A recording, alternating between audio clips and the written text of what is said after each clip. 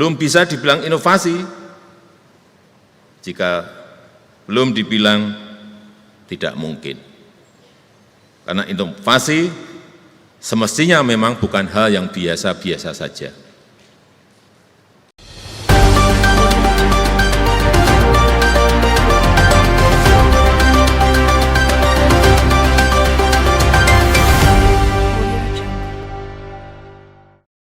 Kepada keluarga besar Institut Pertanian Bogor, selamat Dies Natalis yang ke-60.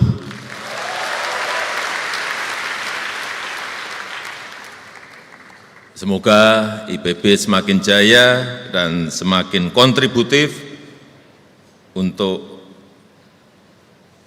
memecahkan permasalahan bangsa dan berkontribusi untuk kemajuan bangsa. Saya tadi waktu masuk sudah ditunjukkan oleh Pak Rektor banyak sekali inovasi-inovasi yang menghilirkan, hilirisasi dari inovasi bisa masuk ke industri dan saya harus menyampaikan apa adanya. Luar biasa.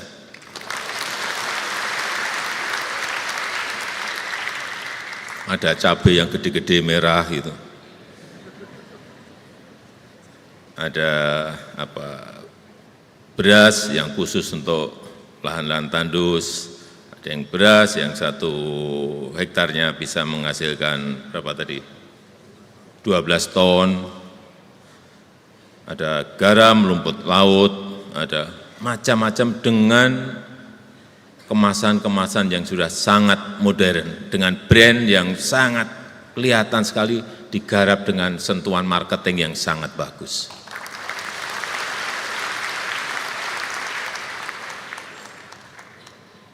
Ini Pak Menteri Pertanian, yang beras tadi diambil itu. Yang cabai gede-gede juga diambil, berikan ke petani sebanyak-banyaknya.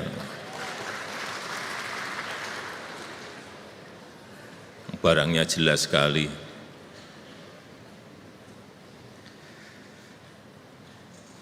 Buat saya IPB sangat spesial, karena sebelum saya terima undangan untuk acara Dies Natalis IPB ini, tanggal 1 September, kebetulan saya nggak bisa, sudah bertabrakan dengan jadwal yang sudah direncanakan. Saya diberitahu, Pak, tapping saja, kirim video. Waduh, bisa dimarahi keluarga besar IPB saya kalau seperti itu. Karena memang sejak awal saya sudah disampaikan oleh Pak Rektor, Pak nanti waktu Dies Natalis ke-60 hadir. Insya Allah saya hadir, saya sampaikan semangat gitu. Ternyata tanggalnya tadi, tanggal 1 September bertabrakan dengan jadwal lain. Dan akhirnya pada pagi hari ini kesampaian saya bisa hadir di sini.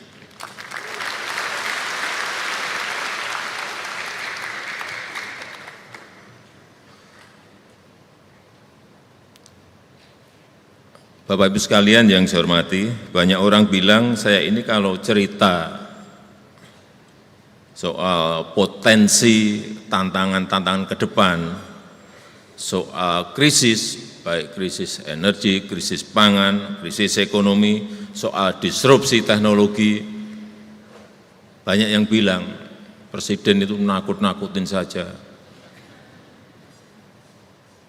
Dan kelihatan Presiden itu terlalu khawatir. Enggak seperti itu.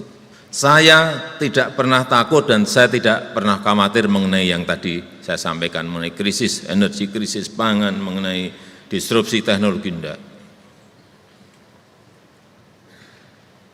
Karena kalau saya khawatir, kita khawatir, disrupsi teknologi juga akan datang dan sudah datang. Kenapa kita harus takut? Kita juga tidak perlu khawatir, karena disrupsi teknologi juga tetap datang. dan akan datang. Setiap hari perubahannya begitu sangat cepatnya. Jadi apa gunanya kita khawatir? Apa gunanya kita takut? Banyak yang menyampaikan ini nanti urusan ketenaga kerjaan akan diambil alih oleh mesin-mesin cerdas. Enggak seperti itu. Jadi tidak perlu takut dan tidak perlu khawatir. Kalau saya lebih senang, lebih suka, ya kita tahu tantangan ke depan, ya kita paham sulitnya apa yang akan kita hadapi ke depan. Oleh sebab itu kita lakukan ini, kita lakukan ini, kita lakukan ini. Solusinya begini, solusinya begini, solusinya begini. Jadi sekali lagi, kita tidak perlu khawatir dan kita tidak perlu takut. Kita song-song disrupsi teknologi dengan tadi yang sudah disampaikan oleh Prof. Arief tadi secara gamblang dan menumbuhkan optimisme kita bahwa kita mampu, kita bisa.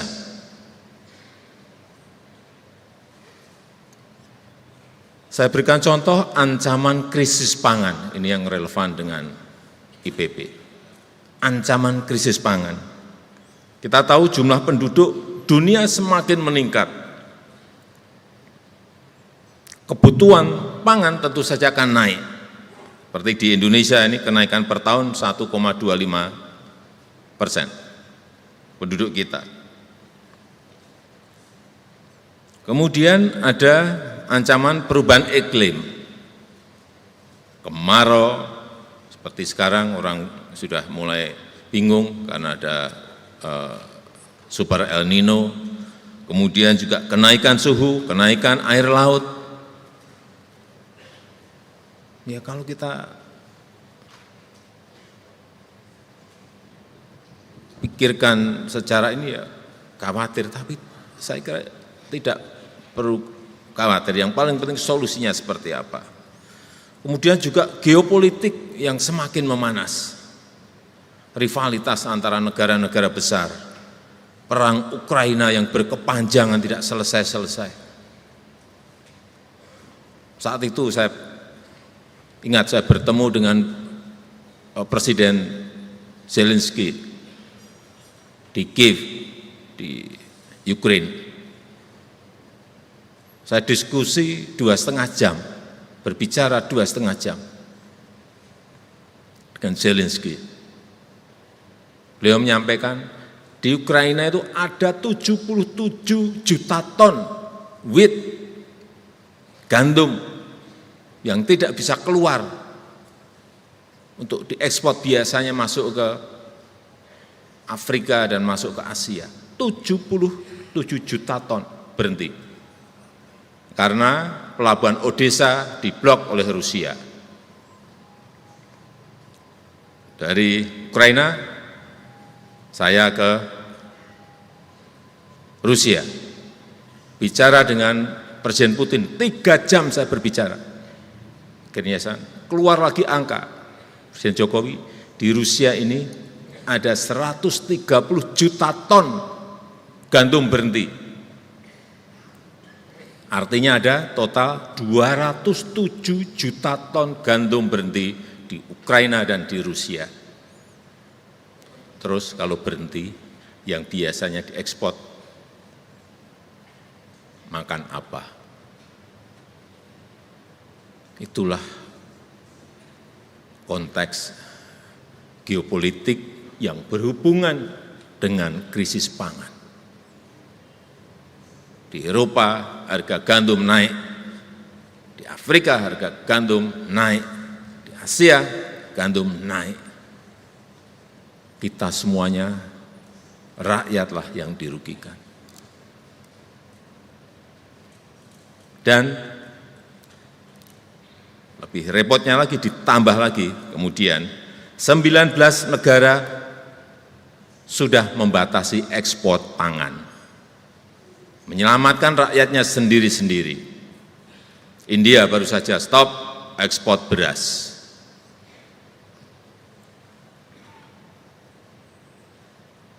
Akibatnya harga beras naik di semua negara.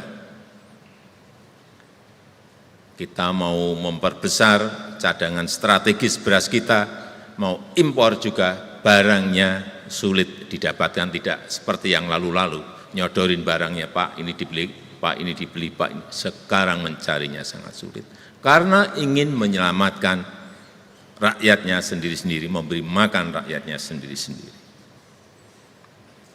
Ini semua kenyataan yang harus kita hadapi, harus kita sadari, kita terima, dan yang paling penting kemudian kita antisipasi.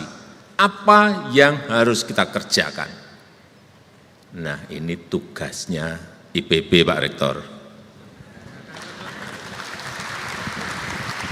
Urusan pangan ini sudah serahkan ke IPB.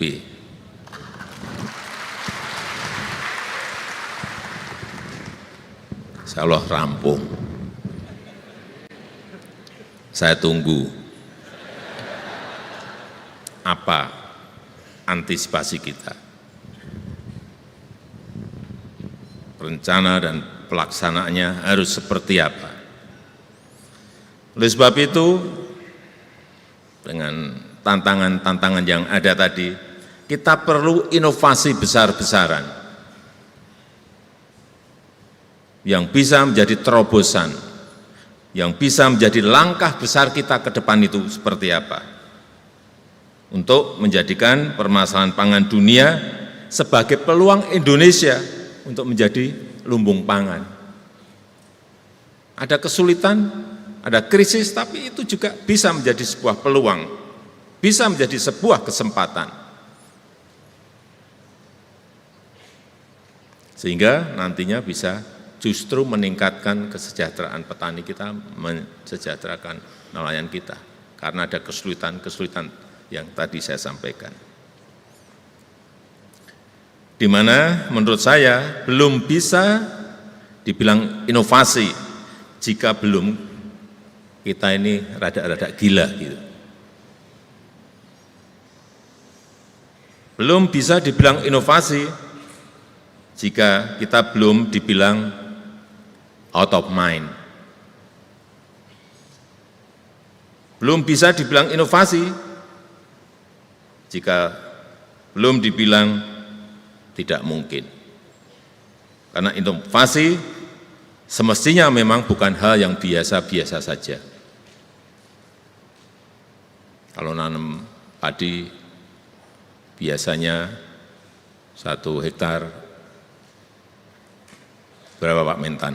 Rata-rata kita berapa? 5,9 ton. Ada inovasi baru, hanya 6, bukan inovasi.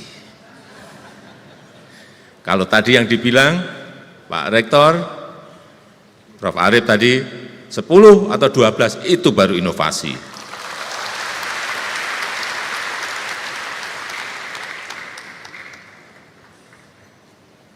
Dan saya setuju dengan konsep sustainable and inclusive agro maritime yang dikembangkan oleh IPB University. Ini bisa menjadi bagian penting dalam inovasi ekosistem pangan kita.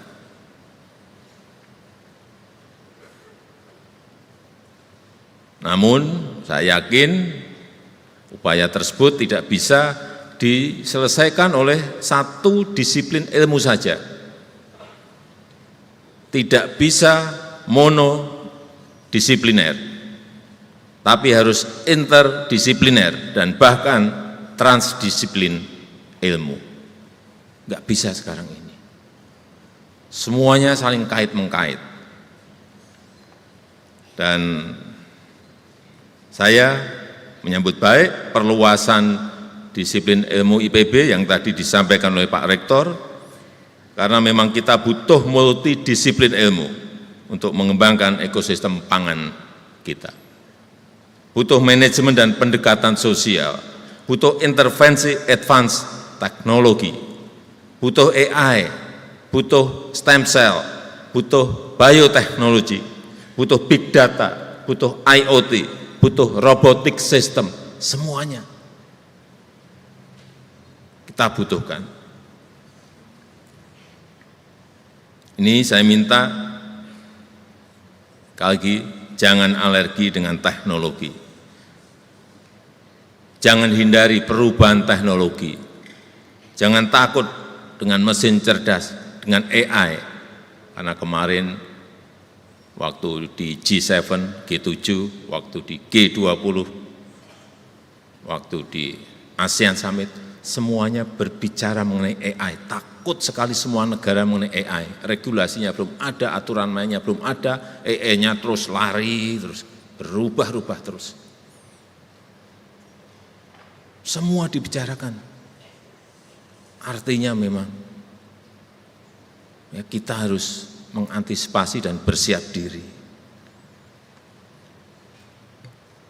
Sekali lagi, jangan takut dengan mesin cerdas, dengan AI. Teknologi tak akan bisa mengalahkan manusia, percaya itu. Teknologi tak akan bisa mengalahkan manusia, karena mesin itu hanya punya chip. Mesin itu hanya punya chip. Tapi manusia punya hati, punya rasa, mesin enggak punya.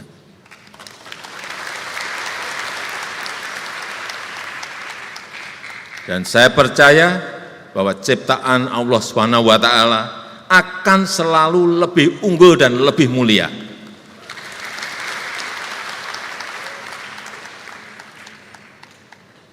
Oleh sebab itu saya ingin IPB jadi sasana untuk menghasilkan insan-insan unggul yang tidak hanya kompeten di akademik, tapi juga punya karakter yang baik, memiliki akhlak yang baik, yang cinta tanah air, yang punya optimisme tinggi, yang selalu ingin membantu sesama, dan saya yakin IPB University sangat bisa mengambil peran itu.